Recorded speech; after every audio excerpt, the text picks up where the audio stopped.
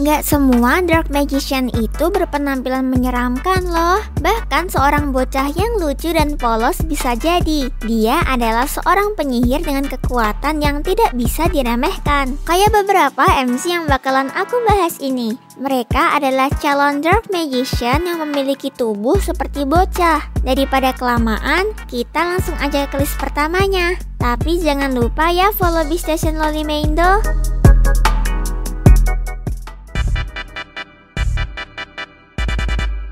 Siapa sih yang gak kenal sama Asta? Anime ini menceritakan tentang seorang anak laki-laki bernama Asta yang bercita-cita menjadi raja penyihir terkuat. Meskipun terlahir tanpa kekuatan sihir seperti orang lain, Asta tidak pernah menyerah pada takdirnya. Saat mencoba menyelamatkan teman masa kecilnya yang bernama Yuno dari serangan musuh, tiba-tiba Asta mendapatkan kekuatan sihir langka yang membuatnya mampu mengalahkan musuhnya tersebut. Dengan kegigihannya, Asta mengikuti ujian masuk kesatria sihir dan bergabung dengan tim Banteng Hitam. Bersama Yuno, Asta memulai persaingan sehatnya untuk terus berlatih hingga menjadi raja penyihir terkuat. Aku kasih rating 10/10.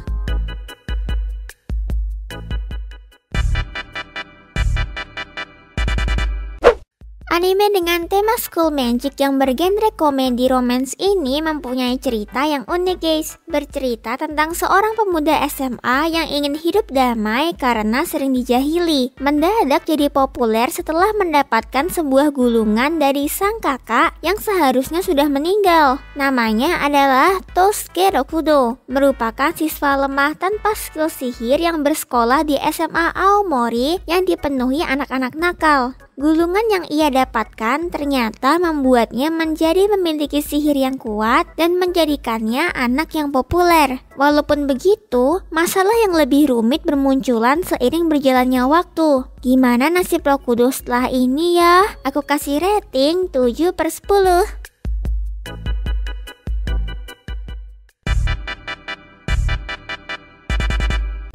Anime brutal yang satu ini emang keren abis sih. Tapi ada warning ya buat bocil, jangan dulu nonton karena adegannya yang sadis. Bercerita tentang seorang pemuda bernama Akira Fudo yang culun dan pemalu. Karena orang tuanya yang bekerja di luar negeri, Akira sering dititipkan ke keluarga kerabatnya. Hingga suatu hari, Akira bertemu dengan Ryo, teman masa kecilnya yang sekarang menjadi seorang profesor. Ryo memberitahukan kepada Akira bahwa dunia terancam oleh serangan iblis. Untuk mengatasi hal ini, Ryo melakukan eksperimen dan berhasil mengubah Akira menjadi sosok devilman yang kuat dengan cara menyatukan jiwanya dengan iblis Amon. Penasaran kan dengan kelanjutannya? Aku kasih rating 9/10.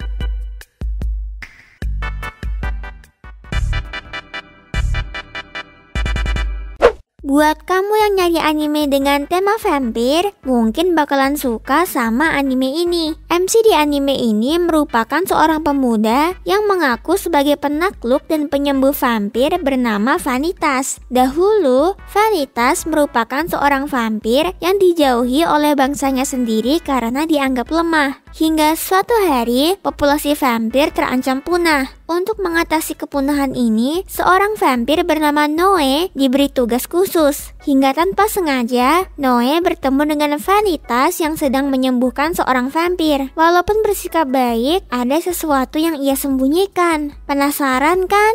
Siapa Vanitas sebenarnya ya? Dan apa tujuannya? Aku kasih rating 9/10.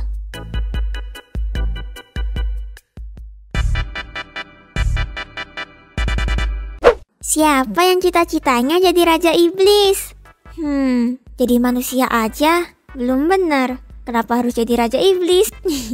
Anime lawas genre magic yang satu ini memiliki harem di dalam ceritanya. Bercerita tentang seorang murid biasa yang masuk ke akademi sihir elit dengan tujuan untuk mengembangkan sihirnya dan melindungi dunia ini. Walaupun lemah, tapi Sai Akuto terus berlatih hingga hasil tesnya menunjukkan bahwa di masa depan Akuto akan menjadi raja iblis. Ketika berita tentang takdirnya menyebar, sekolah mulai takut padanya. Sementara Akuto bertekad untuk tidak membiarkan masa depannya yang diprediksi mengendalikan nasibnya. Tapi lucunya, semua yang Akuto lakukan malah semakin menunjukkan bahwa dia calon Raja Iblis baru. Aku kasih rating 8/10.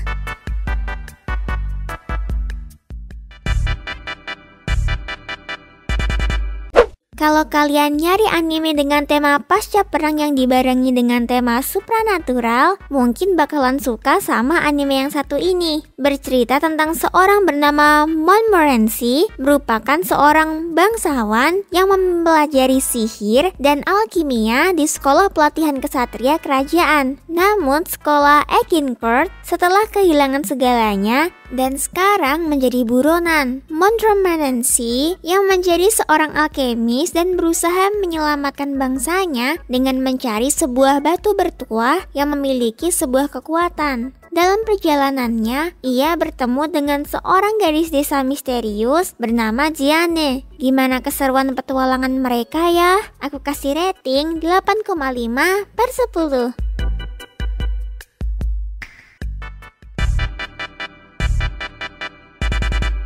Kalian pecinta manhwa dengan genre supranatural mungkin bakalan suka sama manhwa yang satu ini. Bercerita tentang seorang penyihir hebat yang bernama Diablo Volfir. Karena rencana jahat 12 dewa terhadapnya, membuatnya disegel selama ribuan tahun dan bereinkarnasi ke dalam tubuh seorang bayi yang baru lahir bernama Jamie Welton. Jamie tumbuh menjadi anak yang biasa saja dan sering diremehkan. Hingga usianya menginjak 9 tahun, Jamie berusaha membalaskan dendamnya kepada 12 dewa yang telah menyegelnya. Berbekal pengetahuan dan kekuasaannya, Jamie mulai rencananya dengan identitas barunya ini. Gimana kelanjutan dari kisah sang penyihir ini ya? Aku kasih rating 8,5/10.